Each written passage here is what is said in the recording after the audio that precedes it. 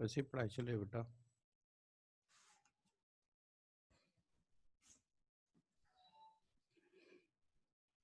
Sir, बोलो बेटा। कल आप क्लास पे कितने बजे रहेंगे? देखो, क्लास पे हम 11 बजे से लेकर 3 बजे 3:30 बजे तक रह रहे हैं। सर, मुझे आना था तो कब आऊँ? आ जाओ 11 बजे। ठीक है। Okay sir.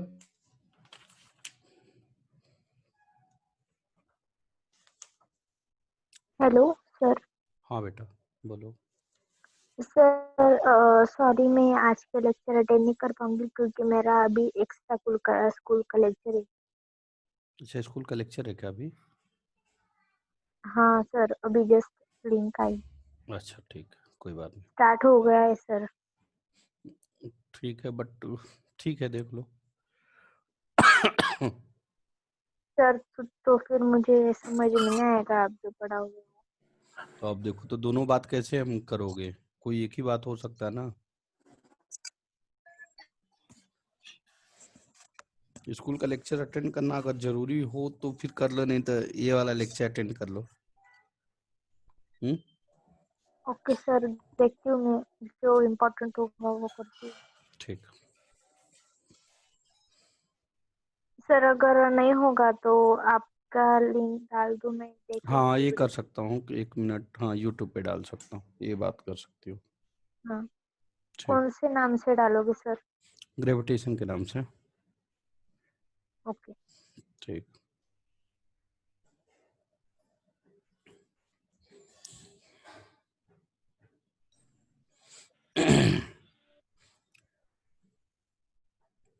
आज हम लोग ग्रेविटेशन स्टार्ट करेंगे। स्टार्ट किए हैं बट फिर से थोड़ा सा रिकॉल करेंगे। और सब बच्चे कहाँ गए?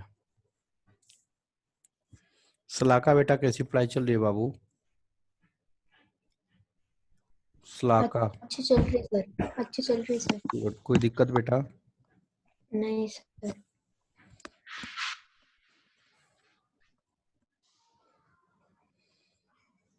वो कहाँ है रे सब? दिखती नहीं है।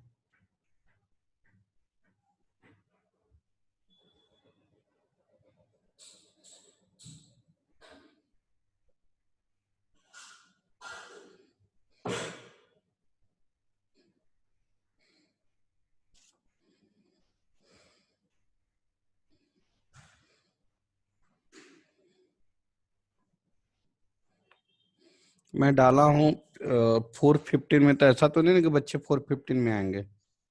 अरे। हम्म।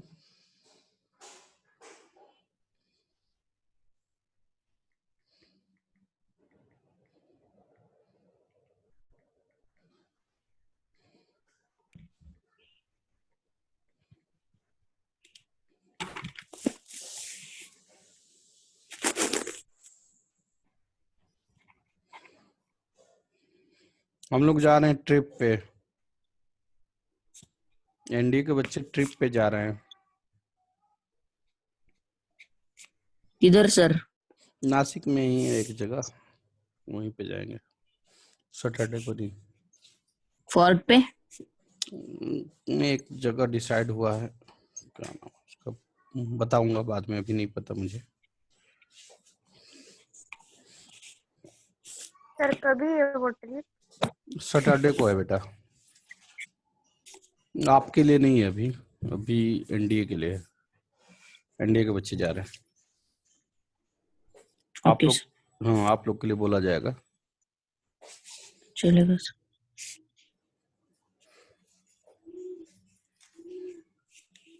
हाँ गया, सब समझ नहीं आता।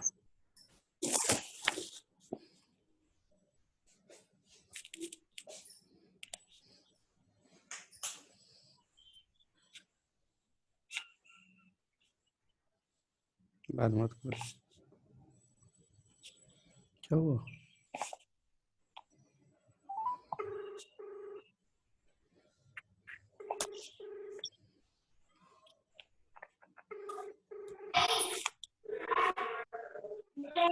Hello sir. हाँ बेटा, हाँ बेटा, सर हाँ बेटा बोलो ना। सर आपने टाइम तो 4:15 का दिया था ना। दिया था लेकिन मैं पहले आ गया इसलिए पहले ले लिया। क्या दिक्कत है? कृष्णा कहाँ गया? नो सर कुछ नहीं, क्या पता सर उसने वो 4:15 देखा होगा। नहीं तो मैंने ये भी तो ग्रुप में डाला था 15 मिनट पहले कि आप लोग ज्वाइन हो जाओ। हाँ सर। मुझे वाले यार खाली टाइम पास करता है।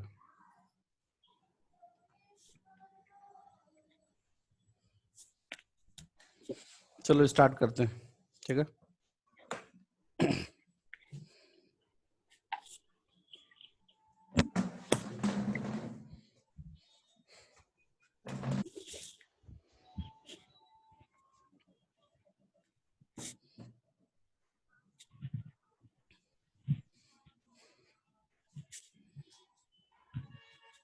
हेलो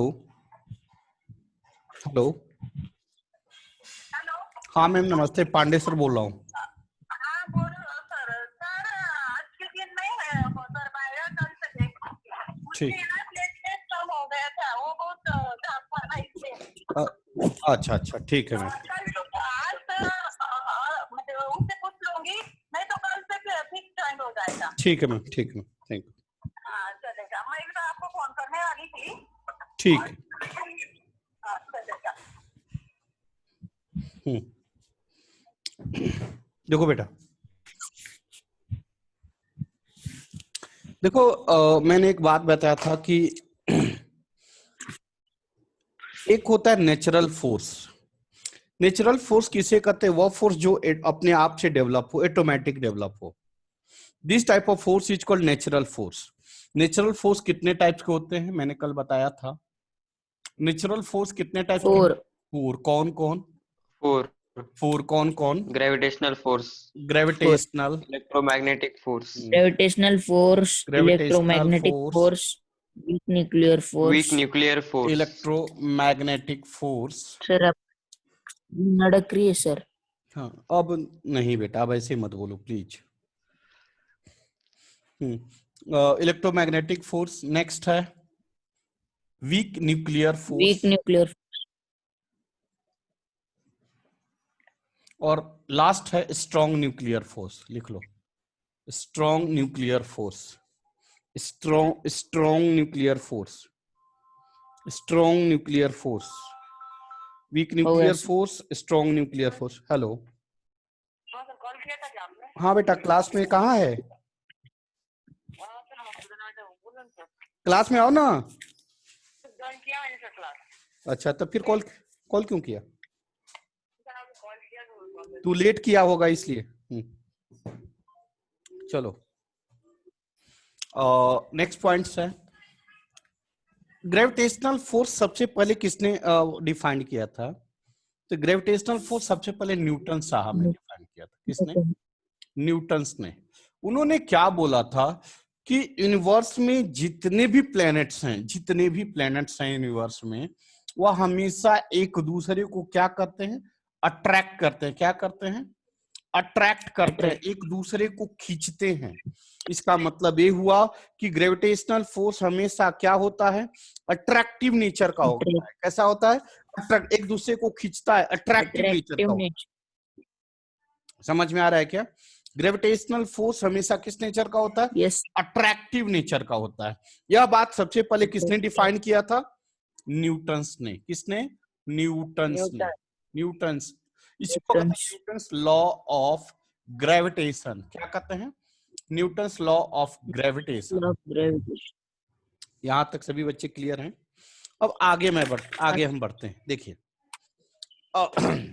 न्यूटन साहब ने एक्सपेरिमेंट करके बताया, पहली बात कि किसी भी बॉडी का जो टोटल मास है, वर्ड पे ध्यान दीजिए, किसी बॉडी का टोटल मास है वो कहाँ लाई करता है? सेंटर पे। कहाँ लाई करता है? सेंटर। तो यह एक बॉडी m1 मास का, दूसरा बॉडी m2 मास का है। मेरी बात ध्यान दीजिएगा, दो बॉडी है, एक का मास m1 है, दूसरे का मास m2 है, और दोनों बॉडी एक दूसरे को क्या करेंगे? अट्रैक्ट करेंगे। क्या करेंगे? फोर्स ऑफ अट्रैक्शन लगाएंगे, एक दूसरे को खींचेंगे। और इसी अट्रैक्टिव Yes. फोर्स को कहते हैं ग्रेविटेशनल फोर्स। क्या कहते हैं? Gravitational force. यह Gravitational फोर्स हम डेवलप force. नहीं करा सकते, यह फोर्स हम डेवलप नहीं करा सकते। यह फोर्स ऑटोमेटिक डेवलप होता है अगर किसी बॉडी के अंदर मास हो। Natural. अब आपके दिमाग में क्वेश्चन आ सकता है, यह क्वेश्चन आ सकता है कि एक second, hello hello hello hello hello. Hello. हाँ मैम, हाँ गुड सर, इवनिंग। मैं पूनम मैम पाटिल बोलते हैं। जी मैम। हाँ, वो तो वो आज आप वो लिंक भेजने वाली थी ना। मैम क्लास हुआ आज उस बच्चे का? हाँ? क्लास हो गया, एक क्लास हुआ, लेक्चर हुआ 3 से 4। नहीं, वो मुझे लगा कि आपने वो ग्रुप में ऐड किया है ना, तो मुझे लगा कि वहाँ पे जूम लिंक वगैरह कुछ आए हैं। हाँ तो आया होगा लिंक, आकर क्लास हुआ अभी। मैं आपको 4 बजे कॉल, अरे 5 बजे कॉल करता हूँ क्लास के बाद, ठीक है ना? ओके, चलिए। Sorry ma'am. मैं क्या बता रहा था बेटा, मैं क्या बता रहा था? हाँ, जैसे सवाल आ आपके, गया। हाँ आपके दिमाग में आ रहा होगा कि मैं और एक कोई बच्चा, कोई आदमी खड़ा है, 2 आदमी खड़ा है, मेरा भी तो मास है, उस आदमी का भी मास है। क्या पांडे सर ऐसा हो सकता है कि एक आदमी दूसरे आदमी की तरफ खींच के एक दूसरे से सट जाए? ऐसा क्यों नहीं होता है? ये दिमाग में क्वेश्चन आ रहा है क्या? आ भी सकता है, लाजमी हाँ आएगा। सर। क्योंकि ग्रेविटेशनल फोर्स क्या करता है कि 2 बॉडी के बीच का फोर्स ऑफ अट्रैक्शन लगता है। अब दूसरी पॉइंट्स, बेटा रे, ये बात आपके दिमाग में क्वेश्चन सही है कि अगर 2 बॉडी आपस में 2 जगह खड़े हो तो फोर्स ऑफ अट्रैक्शन की वजह से एक दूसरे से सटना चाहिए, बट ऐसा नहीं होता। इसका रीजन यह है कि आपके पैर और आपके शरीर के बीच में फ्रिक्शन लगता है between the surface and you. Next point यह है कि gravitational force are active for very large mass.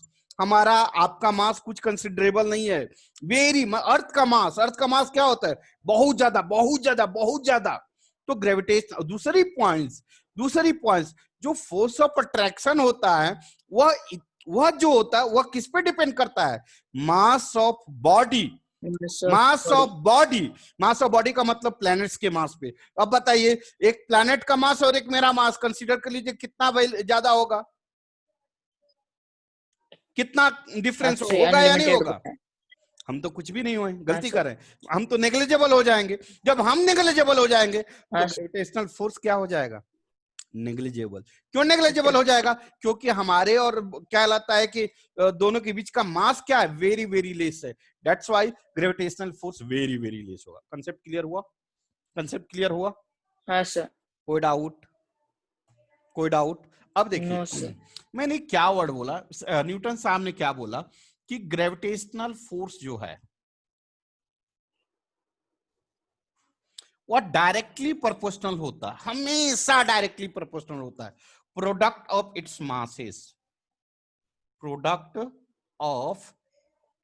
Masses. दोनों के मास के प्रोडक्ट के डायरेक्टली प्रोपोर्शनल होता है। और किसके डायरेक्टली प्रोपोर्शनल होता है? Separating distance. क्या? कौन सा सेपरेटिंग डिस्टेंस? तो दोनों के बॉडी के सेंटर। क्यों वर्ड मैं बोल रहा हूं सेंटर? इसलिए क्योंकि दोनों, किसी भी बॉडी का मास कहां पे लाई करता है? सेंटर पे लाई करता है, इसलिए मैंने सेंटर बोला। तो सेपरेटिंग डिस्टेंस,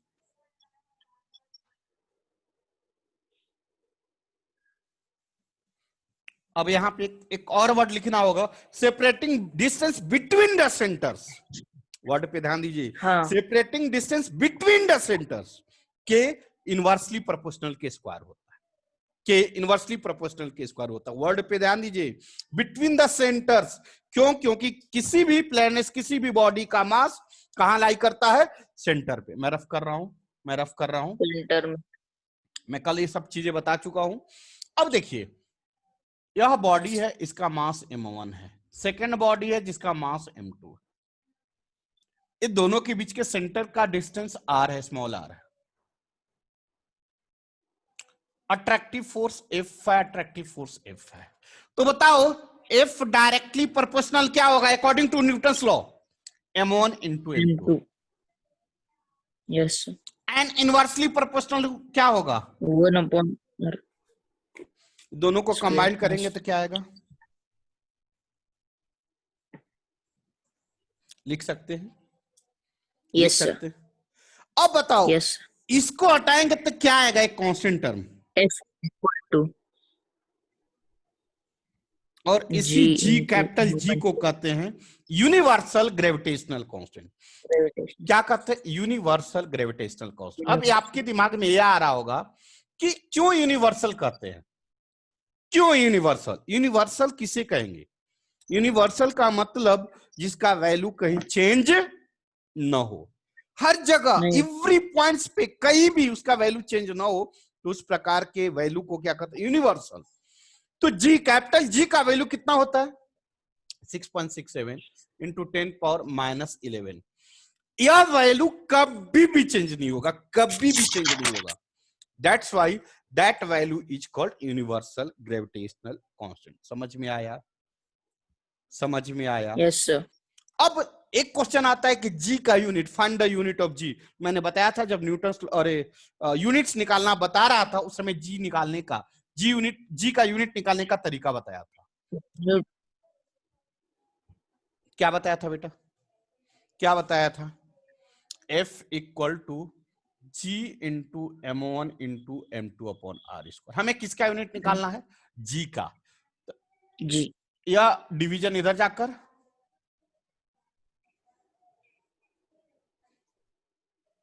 लिख सकते हैं, या मल्टीप्लीकेशन इधर आकर,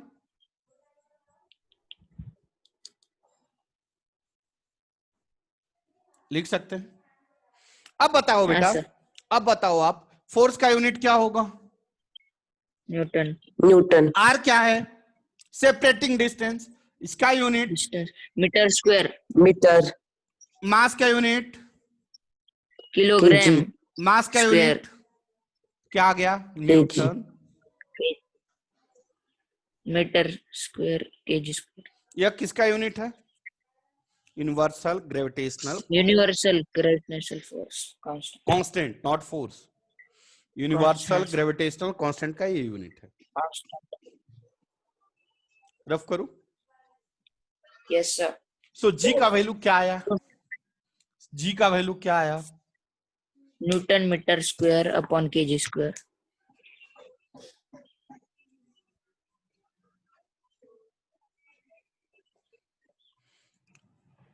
यह F हुआ, यह मास M1 हुआ, यह मास M2 हुआ। Separating distance between the centres क्या होगा? F equal to G M1 M2 upon R square. इसका जी का value 6.67 into 10⁻⁻11 newton metre square पर केजी स्क्वायर। क्या सभी लोग क्लियर हुए? Yes sir. क्या मैं रफ करूं? ये आप पहले के लिख चुके हैं, अब लिखिएगा, समझिएगा। प्रॉपर्टीज ऑफ इन सर एक मिनट लिख लीजिए सर। लिख लीजिए, लिख लीजिए। ये कौन है रे? क्या सर? एक बच्चा, ये कौन आया है? स्टार ए क्या इक्वल, ऑलमोस्ट इक्वल दिखा है। डैश से कौन है? निकाल दूंगा मैं अभी। नाम लिखो पूरा। कौन है? डैश कौन है?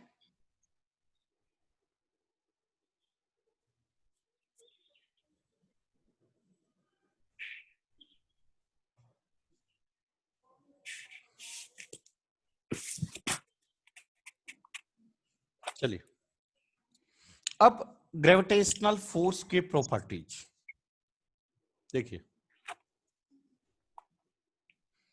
दो प्लैनेट्स हैं, ए फोर्स है, सेपरेटिंग डिस्टेंस आर है, ठीक है। इसका मास m1 है, इसका मास m2 है। फर्स्ट प्रॉपर्टी, ग्रेविटेशनल फोर्स किस नेचर का होता है? किस नेचर का होता है? Always attractive nature, always attractive nature, जो कि मैं कल बता चुका हूं ना।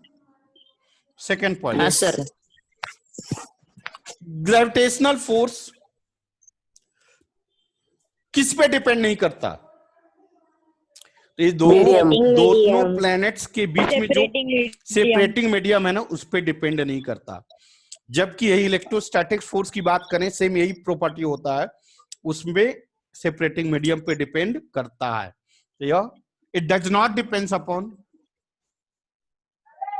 It does not depends upon, बोलो, सेपरेटिंग मीडियम। Separating medium. ये दोनों के बीच के सेपरेटिंग मीडियम पे डिपेंड नहीं करेगा। बढ़े आगे, नहीं कर। बढ़े आगे, हाँ सर। चलिए रफ कर रहा हूं। नेक्स्ट पॉइंट, रुको सर, क्या बेटा? अपॉन के आगे क्या था सर? अपॉन के आगे क्या था? It does not depends upon separating medium. Separating medium. It does not depends upon, sir मतलब सिर्फ आर पे डिपेंड करेगा। हाँ, आर पे डिपेंड करेगा, लेकिन सेपरेटिंग मीडियम अलग है और आर अलग है।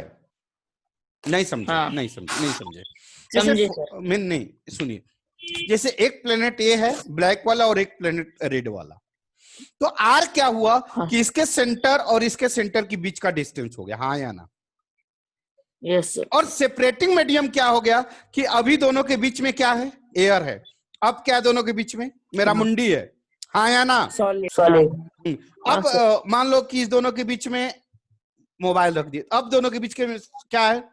मोबाइल है। इसका मतलब मेरा मोबाइल का है। नाम ये है कि चाहे मुंडी आए, मोबाइल आए या कुछ भी आए, ग्रेविटेशनल फोर्स चेंज नहीं होता, क्योंकि वह सेपरेटिंग मीडियम पे डिपेंड नहीं करता। समझ में आ गया बेटा? समझ में आ गया। लेकिन यही इलेक्ट्रोस्टैटिक्स फोर्स रहता तो वैल्यू चेंज हो जाता, सारी वैल्यू डिपेंड कर जाती सेपरेटिंग में। वो आगे चल के बताऊंगा। क्या यहां तक क्लियर हुआ? नेक्स्ट पॉइंट, ग्रेविटेशनल फोर्स क्या होता है? नेचुरल फोर्स होता है। लिख लो, ग्रेविटेशनल फोर्स क्या होता है? नेचुरल फोर्स होता है। Natural force. Gravitational force is a natural force. हो गया? Yes sir. एक और लास्ट पॉइंट लिखना, gravitational force follow, gravitational force follow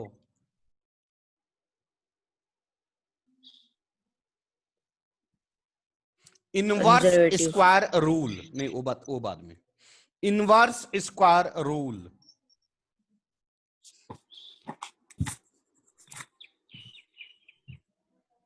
inverse square rule क्या है पता है?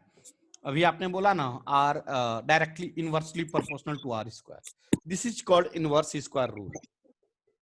This is called inverse square rule. लिख लेना, inverse square rule. This is called inverse square rule. Sir ये प्रॉपर्टी एक बार बताएंगे फिर? ग्रेविटेशनल फोर्स फॉलो, ग्रेविटेशनल हाँ force sir. Follow inverse square rule, inverse square rule, inverse square rule.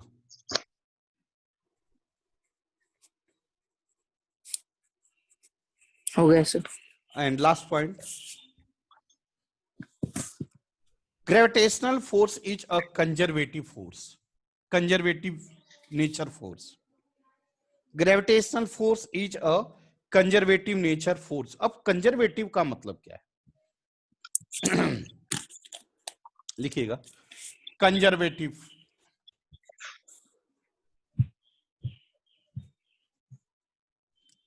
यह advance में पूछा हुआ है, जेई एडवांस में पूछा है। सुनो क्या है। एक ब्लॉक है, ए है, दूसरा ब्लॉक है, बी है, और तीसरा ब्लॉक है, सी है। ठीक है, यह ब्लॉक को मैं सीधा यहां पे लेकर गया। ठीक है, समझ में आ रहा है? हाँ सर। या इस ब्लॉक Yes, को sir. मैं सीधा यहां लेकर गया, इस ब्लॉक को मैं ऐसे ऐसे ऐसे ऐसे घुमाते हुए यहां पे ले आके रख दिया। हो सकता है कि नहीं हो सकता है? हाँ सर। और इस ब्लॉक को यहां से घुमाकर ले आकर आ गया। अब बताओ, तीनों ब्लॉक फाइनली कहां पहुंच रहा है? सेम पोजीशन पे। हाँ या ना? लेकिन क्या सबका पाथ सेम है? No sir. नहीं।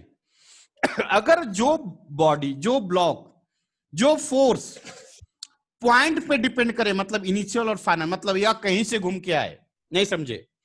तीनों का वर्क डन क्या होगा? सेम होगा। तीनों का वर्क डन सेम होगा। वर्क डन सेम होगा, मतलब इसके द्वारा वर्क किया गया, इसके द्वारा वर्क किया गया, इसको क्यों सेम होगा? क्योंकि डिस्प्लेसमेंट फाइनली कितना भी घूम कर जाए, डिस्प्लेसमेंट यही होगा, हाँ यही होगा, यही होगा। हाँ या यस ना? सर। Yes, sir. इस प्रकार के हाँ, फोर्स को सर। कहते हैं कंजर्वेटिव फोर्स। क्या कहते हैं? Conservative force. कंजर्वेटिव मतलब conservative force depends upon initial and final points only. Conservative force depends upon initial and final points only.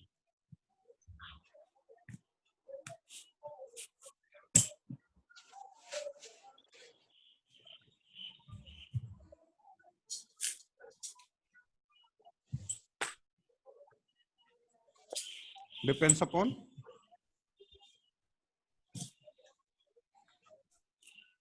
Initial and final point. अब आपके दिमाग में क्वेश्चन तो और भी आ रहा होगा कि जब पांडे सर कंजर्वेटिव फोर्स है तो नॉन कंजर्वेटिव भी तो कुछ होता होगा। हाँ या ना? हाँ सर।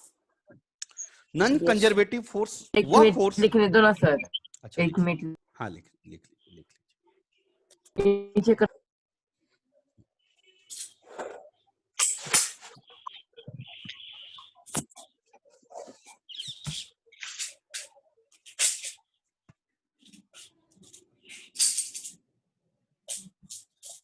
हो गया। हाँ हाँ सर। सर। अब नॉन कंजर्वेटिव फोर्स क्या होता है? वह फोर्स जो पाथ पे डिपेंड करे। किस पे डिपेंड करे? पाथ पे, रास्ते पे, इस पे डिपेंड करे। उस प्रकार के फोर्स को क्या कहते हैं? पॉइंट पे ना सर। नॉन कंजर्वेटिव की बात कर रहा हूं। Non conservative. हाँ कंजर्वेटिव सर। किस पे डिपेंड करता है? Initial and final points. हो गया। Yes sir. अब किसकी बात कर रहा हूं? Non conservative. नन कर वह फोर्स द पाथ जो the path- nature of path पे डिपेंड करे। किस पे डिपेंड करे? पाथ पे। Nature पाथ of पे, path. नेचर ऑफ पाथ पे लिख लो। Non conservative force. Non conservative force depends upon nature of path. Non-conservative force depends upon nature of path. Nature of path.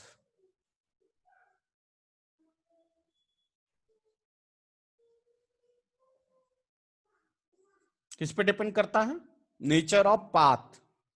इसका example frictional force. Frictional force,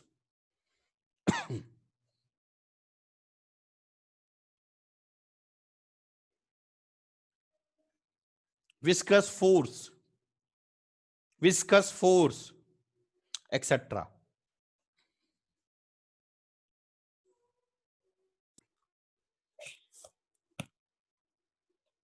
क्या आगे बढ़े? Yes sir. चलिए अब आगे बढ़ते हैं। तो समझ में आ गया ग्रेविटेशनल फोर्स क्या है, इसके बारे में सारी चीजें। Sir magnetic force conservative force है क्या? हाँ कंजर्वेटिव है ना, क्योंकि वो पॉइंट पे डिपेंड करता है। सब कंजर्वेटिव है, बस 2-3 फोर्स जो है वो कंजर्वेटिव नहीं है। जैसे सरफेस टेंशन हो गया, ये सब चीज कंजर्वेटिव नहीं है। खैर छोड़ो, बाद में बात करेंगे। क्या बता रहे थे? लिखिएगा ग्रेविटी। ग्रेविटी, अभी आप ग्रेविटेशनल फोर्स पढ़े, अब लिखिए ग्रेविटी। सर आपने वो फोर बताई थी ना, वो नेचुरल फोर्स। क्या? Natural force. हाँ नेचुरल फोर्स। क्या बोल रहे हैं, बोलिए। आप कल बता रहे थे ना नेचुरल फोर्स, एक बाकी था। बताया ना, अभी लिखाया ना शुरू में। हाँ सर।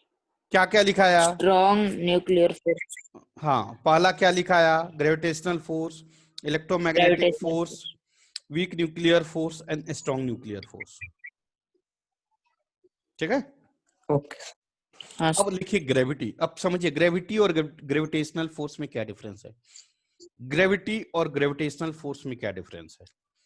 ग्रेविटेशनल फोर्स में हमने क्या पढ़ा कि 2 प्लैनेट्स के बीच में फोर्स ऑफ अट्रैक्शन डेवलप होता है। वो क्यों डेवलप होता है? ऑटोमेटिकली डेवलप होता है, उसको डेवलप नहीं कराया जाता है। इटसेल्फ अपने आप डेवलप होता है, इसलिए उस फोर्स को क्या कहते हैं? नेचुरल फोर्स कहते हैं। नेचुरल मतलब ऑटोमेटिक डेवलप होना। क्लियर हुआ? हाँ सर। दो प्लेनेट के बीच में जो फोर्स ऑफ अट्रैक्शन लगता है उसे कहते हैं ग्रेविटेशनल फोर्स। दो एनी प्लैनेट्स के बीच में फोर्स ऑफ अट्रैक्शन लगता है उसे क्या कहते हैं? Gravitational force. Gravitational force. Gravity earth and in word पे ध्यान दो, अर्थ एंड एनी प्लैनेट्स के बीच में फोर्स ऑफ अट्रैक्शन लगेगा उसे क्या कहेंगे? क्या कहेंगे? ग्रेविटी। मैंने क्या बोला? अर्थ अर्थ अर्थ अर्थ एंड एनी प्लैनेट। मतलब ग्रेविटी में एक कॉमन वर्ड आ जाता है, एक कॉमन प्लेनेट आ जाता है, उस प्लेनेट का नाम क्या है? अर्थ। मतलब अर्थ और किसी एनी अदर प्लेनेट के बीच में जो फोर्स ऑफ अट्रैक्शन लगेगा उसे क्या कहेंगे? बोलो। ग्रेविटी। ग्रेविटी। मतलब T. What is this? Gravity. Suppose Earth है, क्या है? अर्थ है, इसका रेडियस आर है, इसका मास कैपिटल है। What is this? Any planet है, एनी प्लैनेट, एनी प्लेनेट। इसका मास m है, इसका स्मॉल रेडियस। दोनों के बीच का सेपरेटिंग डिस्टेंस हमने मान लिया x है, तो x है, चाहे जो मान लो, x ही मान लो, x मान लो। तो आप बताओ अकॉर्डिंग टू न्यूटन्स लॉ के अनुसार ये दोनों एक दूसरे को क्या करेगा? या दोनों एक अर्थ और प्लैनेट एक दूसरे को क्या करेगा? अट्रैक्ट करेगा। अट्रैक्ट करेगा। करेगा या नहीं करेगा? अब हाँ, न्यूटन सर, साहब ने करेगा। बोला था कि ये अट्रैक्टिव फोर्स जो होगा क्या होगा? Directly proportional. बोलो। Product of mass. m into m। हाँ या ना? हाँ सर। एंड और क्या उन्होंने बोला था? सेपरेटिंग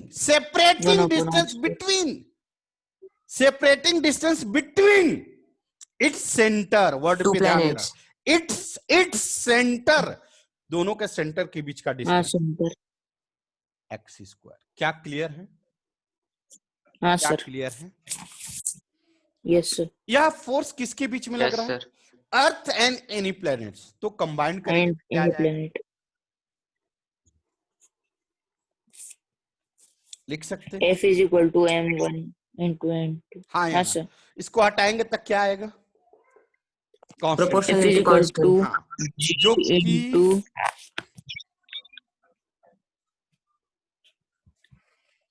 और यहाँ जी क्या है? Universal gravitational constant. क्यों? universal क्योंकि इसका gravitational वैल्यू constant। कभी भी चेंज चेंज नहीं होता। नहीं होता। कृपया करके लिख दीजिए।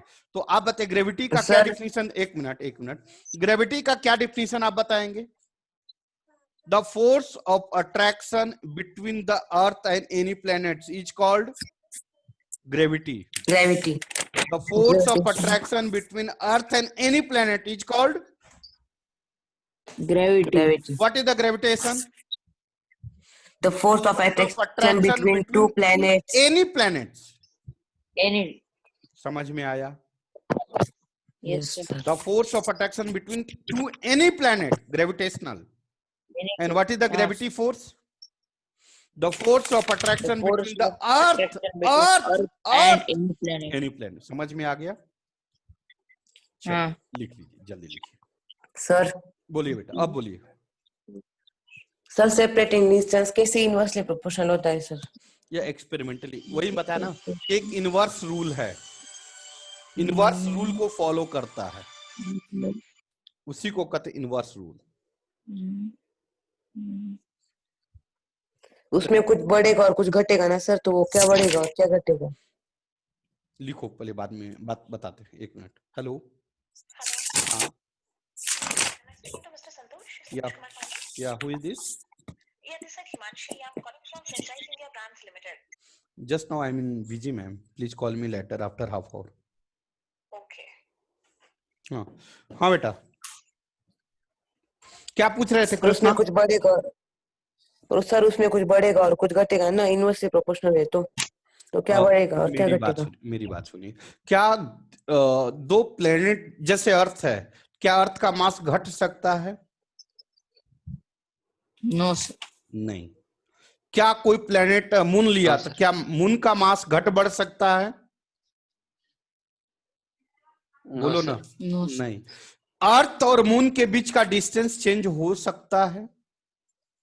नहीं, होता ही नहीं। अगर होता तो अब तक चांद अर्थ पे हो गया होता, या सूर्य अरे अर्थ सूर्य के अंदर चला गया होता, हाँ या ना?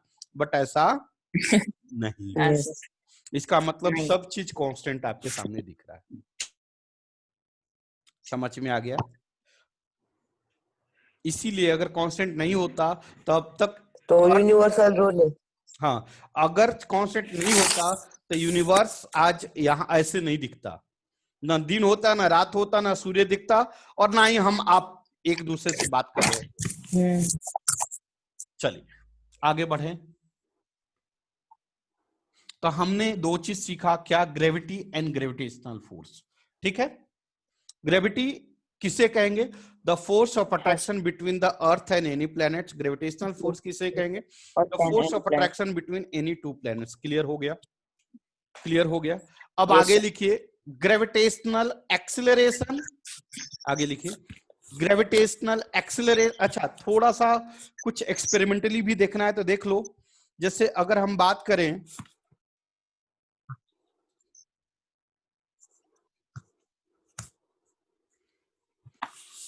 अर्थ का मास कितना होता है पता है? अर्थ का रेडियस क्या है? अर्थ का radius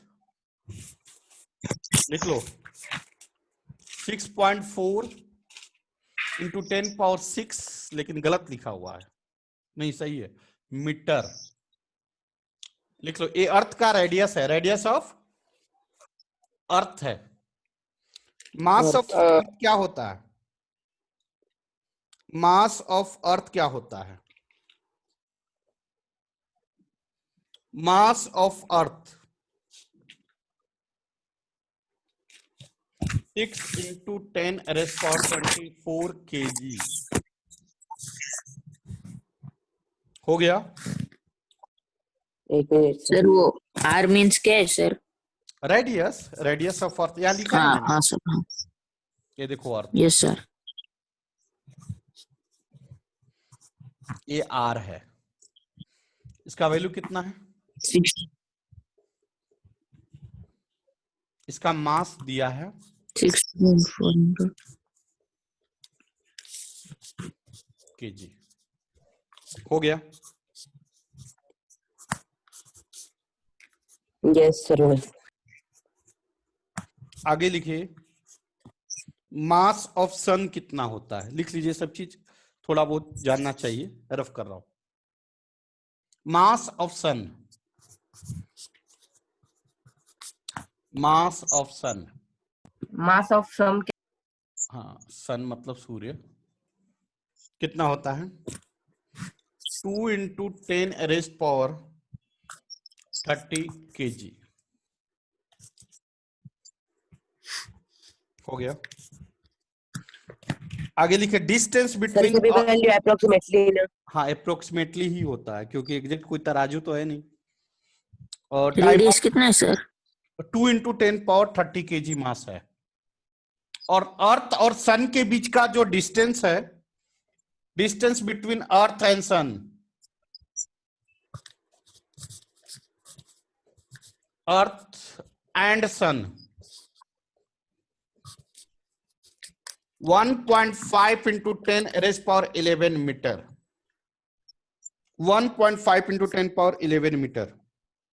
time up, time up, time up, time up. आना है फिर से, रिज्वाइन होना है? नहीं सर, नहीं, चलो कोई बात नहीं। Sir radius of sun radius of sun नहीं दिया है बेटा, और मेरे पास उतना बड़ा तराजू नहीं है कि मैं उसको Okay.